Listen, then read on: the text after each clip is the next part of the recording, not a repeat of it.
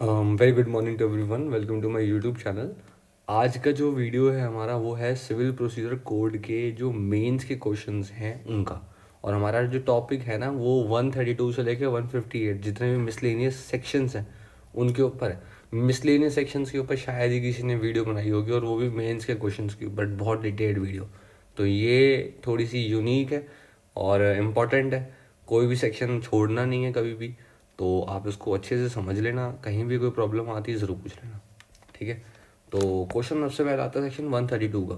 132 में आता है कि जो पर्दा नशी लेडी होती है ना, जिनको बोला गया कि आप पब्लिक में अपीयर हो या ना हो कोई फ़र्क नहीं पड़ता, आपको कंपेल नहीं करा जाएगा कि आप पब्लिक में अपीयर हो, तो क्या उनको हम कंपेल कर सकते हैं उनकी पर्सनल अटेंडेंस के लिए कोर्ट के अंदर। सिविल कोड के अंदर क्या होता है कि हर विटनेस को कोर्ट में प्रेजेंट होना होता है ना, तो क्या हम जो पर्दा नशीन लेडी है उसको कंपेल कर सकते हैं। देखो क्वेश्चन आया, वेदर अ पर्दा नशीन women is exempted from personal appearance in the court. तो देखो article 15 allows the law makers to make special laws for the women, we know that. Now one such piece of legislature is in section 132 of the code of civil procedure which says that a woman who remains baparda as per her customs out not to be compelled for personal appearance in the court। भैया section 132 CPC का ये कहता है कि जो महिला जो बापर्दा रहती है अपने कस्टम्स के अकॉर्डिंग, अपने मैनर्स के अकॉर्डिंग, उसको हम कंपेल नहीं करेंगे, उसकी राइट्स को हम इन्फ्रिंज नहीं करेंगे, ठीक है। अच्छा चलो अगला क्वेश्चन आता है कि क्या बापर्दा वुमेन को आप अरेस्ट कर सकते हो। अरेस्ट से भी कंपेल नहीं करोगे क्या, कि मतलब वो जैसे कि उसको हम कंपेल नहीं कर रहे हैं पब्लिक में अपीयर होने के लिए, तो अरेस्ट भी नहीं करते सिविल केसेस में। क्रिमिनल तो चलो बात ही अलग है, सिविल में देखो सेक्शन 132 कहता है सीपीसी का कि जो वुमेन है वो एग्जेम्प्टेड नहीं है अरेस्ट से, उसको हम अरेस्ट कर सकते हैं। लेकिन अगर मान लो मनी डिग्री की बात करें तो मनी डिग्री के अंदर ना सेक्शन 56 आ जाता है। मनी डिग्री के अंदर सेक्शन 56 क्या कहता है कि मनी डिग्री के अंदर विमेंस को आप अरेस्ट नहीं कर सकते। जब कोई भी विमेन को अरेस्ट नहीं कर सकते तो बापर्दा क्यों ना हो तो उसको भी अरेस्ट नहीं कर सकते। लेकिन जहाँ पे लिखा हुआ कि सारी विमेंस अरेस्ट की जा सकती हैं तो वहाँ बापर्दा भी की जा सकती है। अरेस्ट में ऐसा कोई उन्होंने कोई राइट आपको सेव नहीं करा। बेसिकली आर्टिकल 25 को सपोर्ट करने के लिए ना ये लॉ बना दिया गया, वरना तो ये फंडामेंटल राइट के अगेंस्ट चला जाता। इसीलिए बोल दिया गया कि आर्टिकल 25 कह रहा है कि हर लड़की को अपना फंडामेंटल राइट जीने का अधिकार है, और right to profess propagate religion का भी अधिकार होता ही सभी पे। तो इसीलिए हमने लड़की को भी, जो ये बापर्दा वुमेन है, उसको भी बोल दिया गया कि आप भी अपना राइट एक्सरसाइज कर लो, हम आपको कंपेल नहीं कर रहे हैं पर्सनल अपीयरेंस से, ठीक है। ओके अगला क्वेश्चन आता है कि बताओ वो लोग बताओ जिनको आप पर्सनल अपीयरेंस से एग्जाम्प्ट कर दिए गए, बापर्दा वुमेन के अलावा और भी जितने भी लोग हैं उनके बारे में बताओ जिनको हम कंपेल नहीं करते पर्सनल अपीयरेंस के लिए। सर इसके बारे में बात करें तो सेक्शन 133 सीपीसी का आता है। यहाँ बताता है कि कुछ 8-10 लोग हैं जिनको आप एग्जाम्प्ट कर चुके हो कि उनको आप कंपेल नहीं कर सकते पर्सनल अपीयरेंस के लिए कोर्ट में। सबसे पहले president of India, vice president of India, governor of the state और administrator of the union territory. State में गवर्नर होता है, यूनियन टेरिटरी में एडमिनिस्ट्रेटर होता है, ठीक है। अच्छा अब आता है speaker, speaker of house of people, Lok Sabha और ऊपर वाले, और नीचे speaker of state legislative assemblies, ठीक है। फिर ministers of union, ministers of state, जजेस ऑफ सुप्रीम कोर्ट, जजेस ऑफ हाई कोर्ट, और chairman of state legislative assembly. बस एक चेयरमैन को अलग से गिन लो, बाकी सारे सेम ही है। गवर्नर, स्पीकर, मिनिस्टर, जजेस, 4 लोग हैं बेसिकली। एक तो हो गया प्रेसिडेंट, दूसरा हो गया गवर्नर, तीसरा हो गया स्पीकर, चौथा हो गया जजेस, और 5वां हो गया मिनिस्टर्स। अब इनको यूनियन में बांट लो, इनको स्टेट में बांट लो, याद हो जाएगा आपको, ठीक है। और एक आखिरी है चेयरमैन। अच्छा अब क्या है कि अब इनका चलो एग्जामिनेशन कैसे करेंगे ये तो बता दो फिर। अगर को आप अपीयरेंस में कंपेल नहीं कर सकते हो आप, तो उनका एग्जामिनेशन कैसे हुआ। सर सिंपल सी बात है, कोर्ट जो है कमीशन इशू कर देगी, कमीशन के कुछ ऑफिसर्स जाएंगे, वो उसके पास जाएंगे और उसका एग्जामिनेशन करवा लेंगे। अब ये आप उनको कोर्ट तो बुला नहीं सकते, तो कोर्ट इनके पास पहुंच जाए, एग्जामिनेशन कर ले उनका। अच्छा ठीक है, और कमीशन के पैसे सर जिस पार्टी को एग्जामिनेशन करवाना है उस पार्टी से ले लेंगे, उस पार्टी को बोल देंगे कि भैया ठीक है पैसे दे दो। ओके चलो ये तो पॉइंट क्लियर हो गया। अच्छा अगला आता है कि भैया what is the manner of arresting any person under CPC in cases other than of execution. Execution में तो हमने देख लिया, सेक्शन 55, 57, 58 बताते हैं मैनर कि आप इसको अरेस्ट कर सकते हो। और इसके अलावा अगर मान लो कभी अरेस्ट करना हो तो क्या प्रोसीजर फॉलो करा जाना चाहिए? सर सिंपल है। जैसे कि आपने देखा एग्जीक्यूशन के अरेस्ट में जो मैनर था 55, 57, 58 में दिया होता, उसी को हम सेम अप्लाई कर देंगे।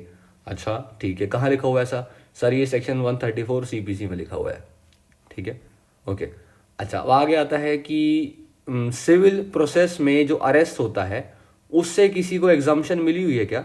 सर सेक्शन 135 इसके बारे में बात करता है कि देखो अगर कोई जज है, कोई मैजिस्ट्रेट है या कोई भी जुडिशियल ऑफिसर है, उनको आप अरेस्ट नहीं करोगे अगर वो कोर्ट जा रहे हैं, कोर्ट से आ रहे हैं या कोर्ट में बैठे हुए हैं। ठीक, इस टाइम पे आप उनको अरेस्ट नहीं करोगे, उनकी इज्जत है भाई।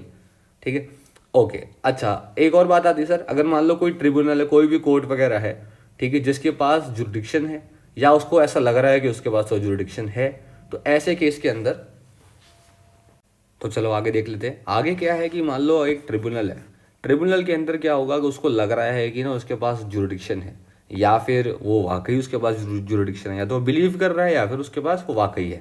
ठीक है, तो ऐसे केस के अंदर ये चुनिंदा जो लोग हैं ये अरेस्ट नहीं करे जाएंगे। कब? जब ये कोर्ट जा रहे हैं, जब ये कोर्ट के प्रोसीडिंग्स को अटेंड कर रहे हैं, या जब कोर्ट से आ रहे हैं।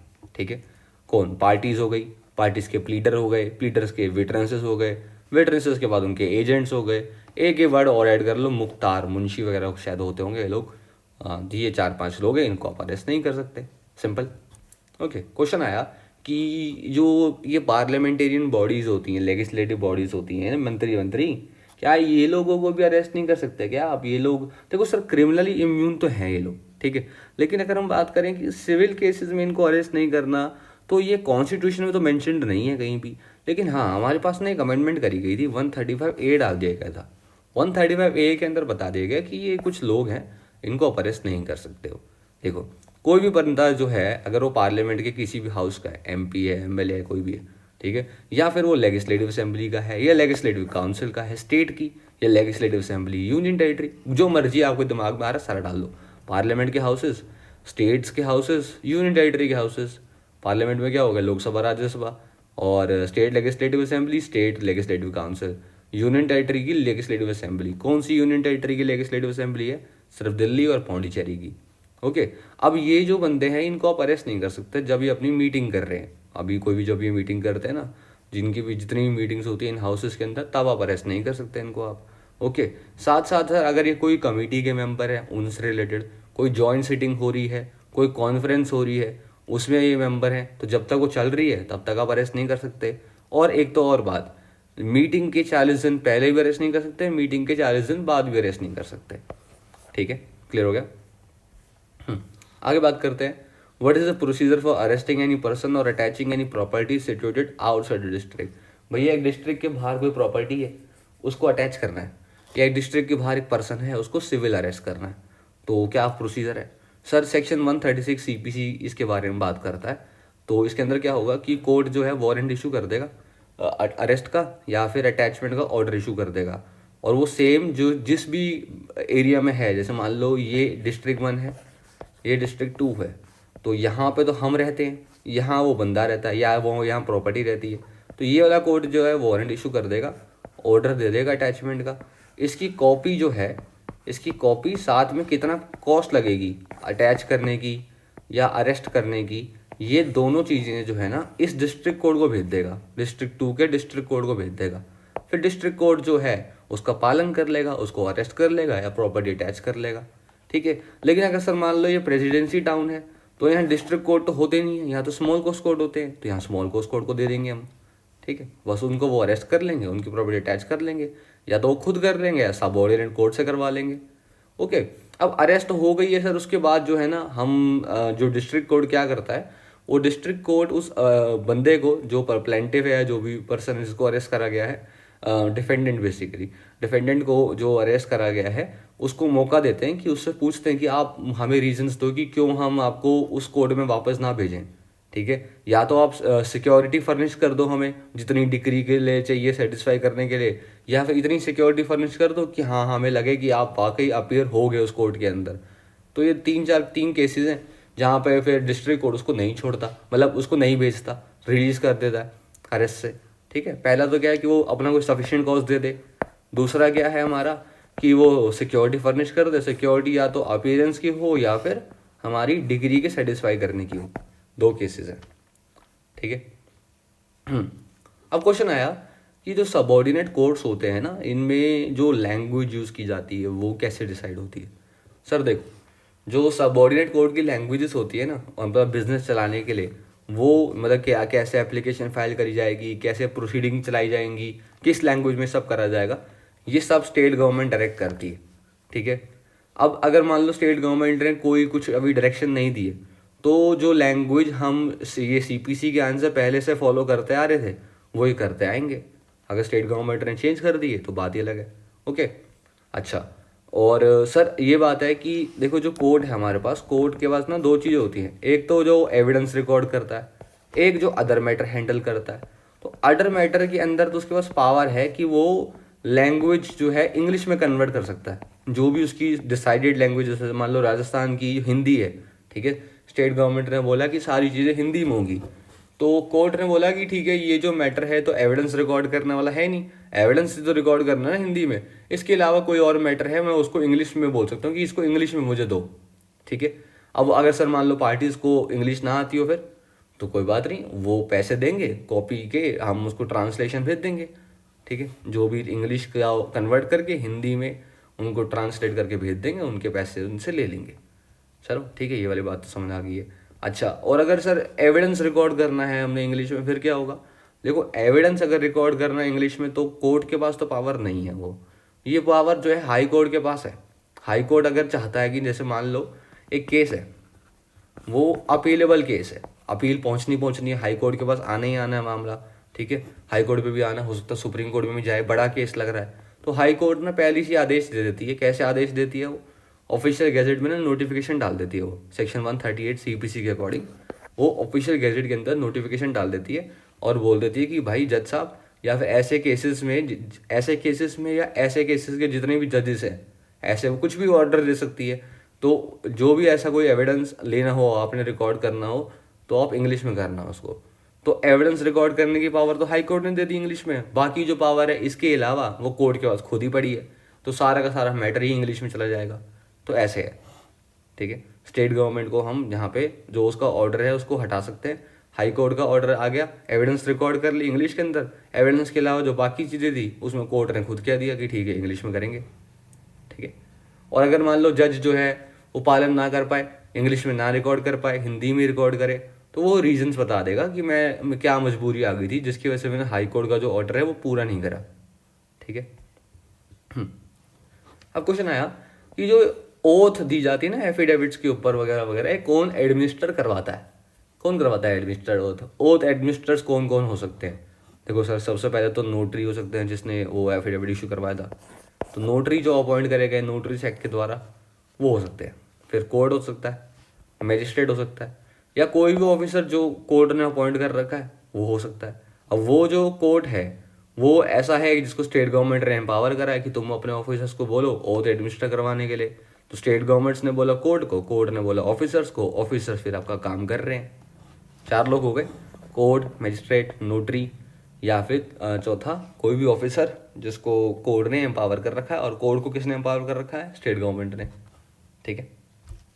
ओके, अब क्वेश्चन आता है कि यार ये जो एडमिरल्टी जुरिडिक्शन होती है ना, सी जो समुद्र के आसपास के जो जितने भी केसेस होते हैं जो कोर्ट हैंडल करते हैं, उन कोर्ट्स को हम एडमिरल्टी कोर्ट्स कहते हैं।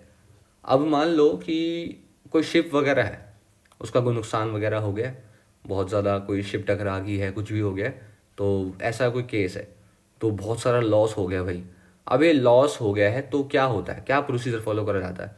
सर सेक्शन 140 बात करता है कि ना, मान लो अब लॉस हो गया काफ़ी ज़्यादा, तो पार्टीज़ क्या करती हैं, पार्टीज़ ना रिक्वेस्ट करती हैं, एप्लीकेशन डालती हैं कोर्ट के अंदर, एडमिरल्टी कोर्ट के अंदर, बोलती हैं कि सर आप ना इस लॉस का वो करो, इंक्वायरी बिठाओ कि कितना लॉस हुआ है। और इंक्वायरी बिठाने के लिए ना 2 लोग हायर कर लो, 2 लोग, उन्हें कहते हैं हम असेसर्स। असेसर्स अब ये असेसमेंट करेंगे, असेसर्स हैं, ठीक है। ये असेसर्स असेसमेंट करेंगे कि कितना सैल्वेज हुआ है, कितना नुकसान हुआ है, ठीक है। तो वो असेसमेंट करेंगे और कोर्ट की मदद करेंगे, बस यही लिखा हुआ है। As per section 140 the admiralty और vice admiralty courts upon the request of the parties issue summon to its assistance to competent assessors who will calculate the loss due to wage और collision and they are given fees for their attendance at the parties expense. ठीक है। अच्छा, अगला question आया है कि बेटे अगर कोई स्पेशल लॉ साइलेंट है ना, तो क्या अप्लाई होगा उसके ऊपर। क्या जब तक मान लो जैसे एग्जांपल कोई स्पेशल लॉ में एक्सप्रेसली नहीं लिख दिया गया कि यहाँ अगर लॉ साइलेंट होगा तो सीपीसी अप्लाई करेंगे, तो ये एक्सप्रेस लिखना होता है या इम्प्लाइडली है कि जहाँ लॉ साइलेंट हो गया वहाँ सीपीसी अप्लाई होगी। सर ये देखो वैसे तो एक्सप्रेसली ही लिखा हुआ है। सेक्शन 141 जब हम सीपीसी का खोलते हैं ना, तो वहाँ पे लिखा हुआ है कि सीपीसी एक पेरेंट लॉ है, तो कोई भी स्पेशल लॉ जो कि एक सिविल प्रोसीजर से डील करता है, उसका अगर कोई लॉ जो है उसका कोई प्रोविज़न जो है साइलेंट है, तो वहाँ पर जो है सीपीसी ही अप्लाई होगी और सीपीसी पूरी अप्लाई होगी। उसके अंदर ऑर्डर 9 भी अप्लाई होगा। ऑर्डर 9 यानी कि अगर मान लो स्पेशल लॉ के अंदर कोई पार्टी डिफॉल्ट कर दे तो यही प्रोसीजर फॉलो करेंगे हम। ठीक है। लेकिन सर अगर हम बात करें रिट पिटिशंस की, रिट जुडिक्शन की जितनी भी होती हैं, तो वहाँ पर सीपीसी अप्लाई नहीं होती है। आर्टिकल 226 में, आर्टिकल 32 में यहाँ पर सीपीसी अप्लाई नहीं होती है। ठीक है। चलो ये वाला क्वेश्चन तो आपको ख़त्म। अब आता section number 144। Restitution of property क्या होती है। सर डॉक्ट्रिन ऑफ रेस्टिट्यूशन जो है ना, वो एक जूरिस्प्रूडेंस पे बेस्ड है कि अगर मान लो किसी एरोनियस जजमेंट से किसी पार्टी को फ़ायदा हो जाए और वो एरोनियस जजमेंट ठीक हो जाए, तो जिस पार्टी को फ़ायदा हुआ उसको अपना बेनिफिट वगैरह वापस देना होगा जिस पार्टी से लिया है। ठीक है। मान लो ए है और बी है, अगर ए को अनवांट क्या कहते हैं अनड्यू एनरिचमेंट हो गई है, अनड्यू एनरिचमेंट हो गई है, एक बेनिफिट मिल गया इसको एक एरोनियस जजमेंट से, तो वो जो अनड्यू एनरिचमेंट हुई है, जो बेनिफिट उसको मिला है, ये वापस रिटर्न करे राइटफुल ओनर को, राइटफुल पर्सन को, बी को। इसे कहते हैं रेस्टिट्यूशन। ठीक है। The doctrine of restitution is based on the basic jurisprudence is that any party who is receiving benefit of an erroneous judgement or order must return that property to the rightful owner after the error in the judgment has been rectified. Okay? तो अगर कोई decree reverse कर दी जाए, decree कोई very कर दी जाए किसी भी प्रोसीडिंग में, एपेलेट प्रोसीडिंग में, रिविजनल प्रोसीडिंग में, सूट इंस्टीट्यूट करके कैसे भी, लेकिन सूट इंस्टीट्यूट करा नहीं जाता, यहाँ पर भी बताता हूँ। सेक्शन 144 का सब सेक्शन 2 जो है वो ये कहता है कि आप सूट नहीं फाइल करोगे कि सर इसको रीस्टोर करो, आप एप्लीकेशन फाइल करते हो और वो रीस्टोरेशन कैसे होती है आपकी, वो रीस्टोरेशन अभी बात करते हैं थोड़ी देर में, सब्र करो। तो अगर आपकी कोई डिक्री जो है रिवर्स कर दी जाती है, वेरी कर दी जाती है किसी भी प्रोसीडिंग में, एपेलेट हो, रिविजनल हो या फिर सूट वाली हो, तो उस केस के अंदर जो है पार्टी जो एंटाइटल्ड है उस बेनिफिट के लिए रेस्टिट्यूशन के, वो पार्टी क्या करती है, वो कोर्ट ऑफ फर्स्ट इंस्टांस में एप्लीकेशन फाइल करती है। कोर्ट ऑफ फर्स्ट इंस्टांस में एप्लीकेशन फाइल करने के बाद जितना भी इंटरेस्ट उससे लिया गया होता है उसको वापस उसको रीस्टोर करके दिया जाता है। अब रीस्टोरेशन में क्या मतलब होगा कि सर जैसे कॉस्ट अगर उससे ली गई है तो कॉस्ट रिफंड कर देंगे, इंटरेस्ट उससे लिया गया है तो इंटरेस्ट रिफंड कर देंगे, डैमेजेस उससे भरवाया तो डैमेजेस रिटर्न कर देंगे, कंपनसेशन भी दे देंगे। कोई मीन प्रॉफिट रहता है, मीन प्रॉफिट बन जाता है ना, जैसे मान लो ए ने बी की प्रॉपर्टी रख ली, अब वो तो गलत तरीके से रखी हुई थी, तो जो मीन प्रॉफिट बना वो इसको लौटा देगा वापस बी को। ठीक है। और फ्रेश सूट आप फाइल कर नहीं सकते, रीस्टोर रेस्टिट्यूशन की प्रॉपर्टी के लिए आप फ्रेश सूट फाइल नहीं कर सकते। अच्छा, अब मैं आपको बताता हूँ कि हमारा जो रेस्टिट्यूशन का केस है ना, कि आप सेपरेट सूट फाइल करते हो या नहीं करते हो, उसके ऊपर एक सेक्शन है। ठीक है, एक सेकेंड।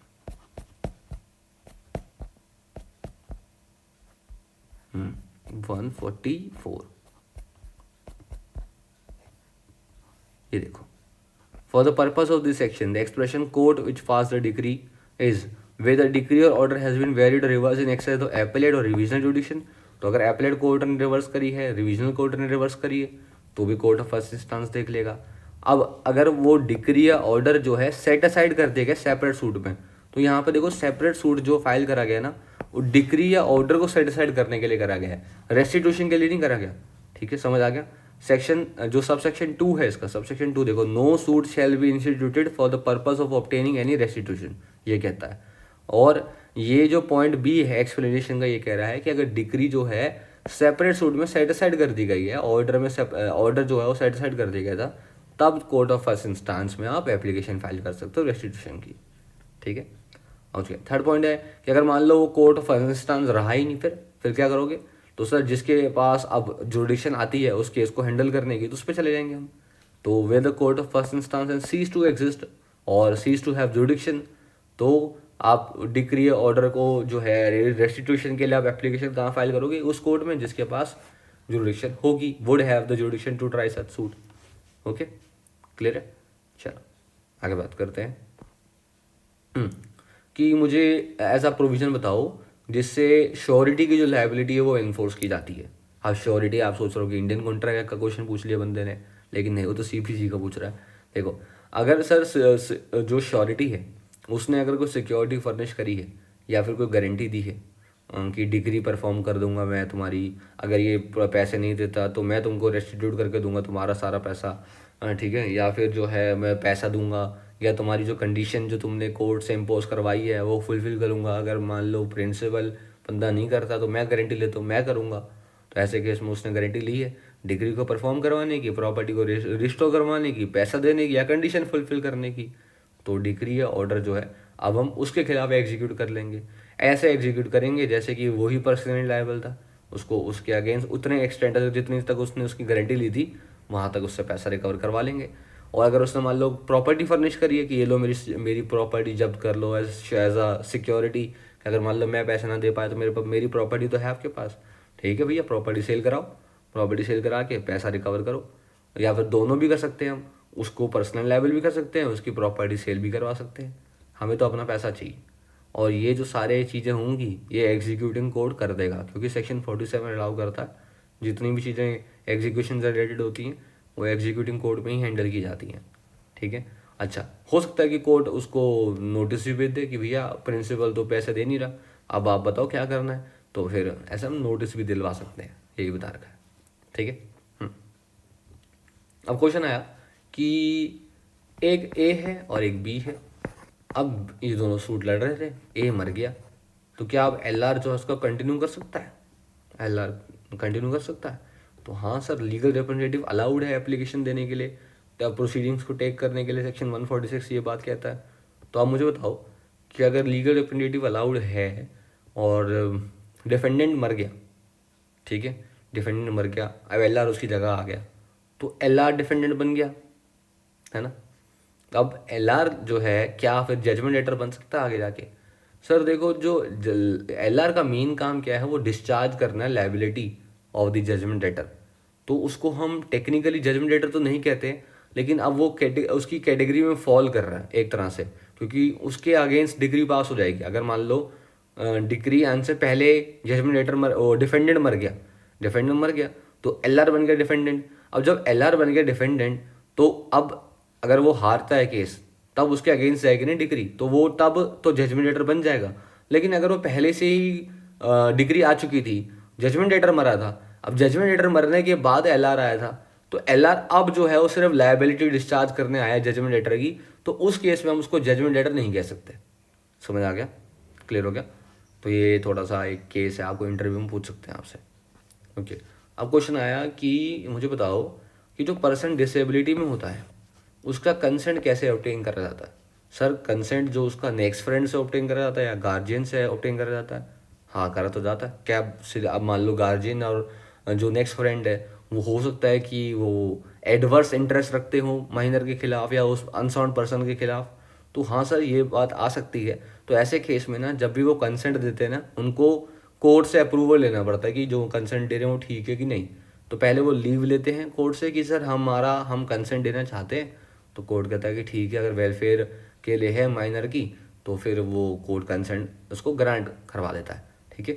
तो नेक्स्ट फ्रेंड या गार्जियन कंसेंट तो देते हैं लेकिन कोर्ट की परमिशन से देते हैं, सेक्शन 147 ये बात करता है। ओके। अच्छा, अब मुझे बताओ कि एक मान लो किसी चीज़ के द्वारा टाइम फिक्स कर रखा है कि ये प्रोसीडिंग्स के लिए ये टाइम फिक्स करा, आपको इतने टाइम में कोर्ट फी देनी है, तो क्या वो टाइम एलार्ज करा सकता है? सर देखो, अगर लॉ के द्वारा एक्सप्रेसली टाइम फिक्स करा गया है तो वो तो एनलार्ज नहीं कर जा सकता। लेकिन अगर कोई टाइम कोर्ट ने दिया है, कोर्ट ने दिया है कोई एक्ट करने के लिए, तो वो उसको कोर्ट जो है अपनी ही डिस्क्रिप्शन है उसकी, वो फिर टाइम टू टाइम एनलार्ज कर सकता है। ज़्यादा से ज़्यादा कोर्ट आपको 30 दिन की मोहलत दे देगा। अगर सर मान लो एक्सपायर भी हो गया वो टाइम, जैसे आज आखिरी दिन था एक्सपायर होने का, तो आज भी आपने नहीं करा, कोर्ट ने कहा कि ठीक है 15 दिन और दे दूंगा आपको, कोई दिक्कत नहीं सर, एक्सपायर भी हो गया वो टाइम, कोई चक्कर नहीं है। Even though the period originally fixed और granted may have expire, it's totally okay. The court has a discretion to enlarge the time in such case and that is maximum of 30 days. और court कहाँ करेगा, अगर कोई time और period fix करा था court खुद ने ही, अगर लॉ ने एक्सप्रेसली टाइम फिक्स कर रखा है फिर तो कुछ नहीं कर सकता वो, ठीक है, क्योंकि वो तो फिक्स है। लेकिन अगर कोर्ट ने कोई टाइम फिक्स करके दिया था उसको फिर कोर्ट एक्सटेंड करा सकता है, ठीक है।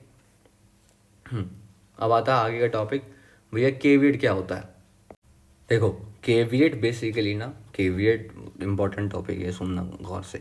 केवियट का मतलब होता है लेटेंट टर्म में कि एक पर्सन को अवेयर कर दो भैया कि ये कुछ होने वाला है ऐसा, ठीक है। अब 16 सेंचुरी में ये शुरू हुआ था, 54th लॉ कमीशन रिपोर्ट से ये आया था, तो बात आपने डाल दी। इसका मतलब क्या होता है सर, नोटिस देना किसी चीज़ का, ठीक है। जैसे खासकर विल के केस में, विल के केस में क्या होता है कि मान लो मैं एक एग्जीक्यूटर हूँ, मैं जाऊँगा कोर्ट के अंदर, विल को एग्जीक्यूट करवाने जाऊँगा, कोर्ट कहेगी भैया जिसका इंटरेस्ट है मुझे बता दो, अखबार में भी डाल देते कई बार। तो मान लो आपको ऐसा लग रहा है कि यार आपका इंटरेस्ट तो है, लेकिन ये लोग आपको बताएंगे नहीं कि हम विल एग्जीक्यूट करवा रहे हैं, और आपका इंटरेस्ट निकल जाएगा अगर आपको आपकी बात ना सुनी गई। तो आप ना पहली कोर्ट में ना केवियट एप्लीकेशन फाइल करते हो कि सर अगर ये बंदा ऐसा कोई केस लेकर आता है आपके पास, तो आप उसकी जो इन्फॉर्मेशन है वो मुझे प्लीज़ ग्रांट करवा देना।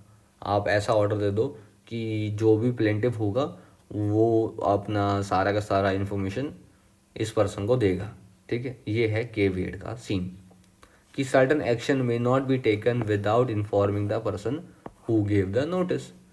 बड़ा लैंडमार्क केस है Nirmal Chand versus Girendra Narayan, Calcutta high court का।